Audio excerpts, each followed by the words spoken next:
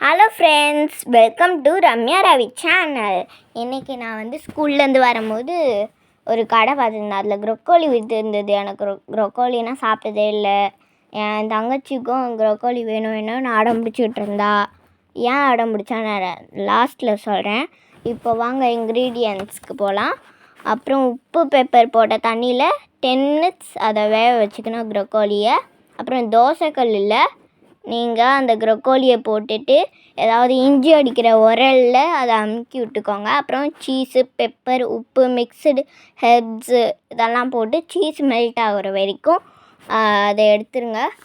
Melt ஆன உடனே அப்புறம் டிப்புக்கு நாங்கள் 3 இன்க்ரீடியண்ட் வச்சு செஞ்சோம். அது என்னன்னா தயிர், chilli powder, pinch of salt இதை போட்டு மிக்ஸ் பண்ணி டிப் பண்ணி சாப்பிட்டோம். சரி வாங்க இசை எதுக்கு கேட்டான்னு சொல்கிறேன். ஸ்கூலில் அவங்க மேமு ப்ரொக்கோலி ரைம்ஸு சொல்லி தந்தாங்களாம்.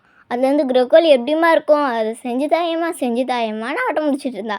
இன்றைக்கி அதில் டிப் பண்ணி சாப்பிட்றா பாருங்க. தயிர் வாயில் ஒட்டிக்கிச்சான், டக்குன்னு எடுத்துட்டா. அப்புறமேட்டா வாயில் போட்டா.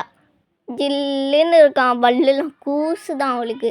அப்புறமேட்டு வாயில் போட்டு முழுங்கணுன்னு செம்மையாக இருக்குன்னு சொன்னா. நானும் அப்புறம் என்னடா அது அப்படின்ட்டு நானும் ட்ரை பண்ணி பார்த்தேன்.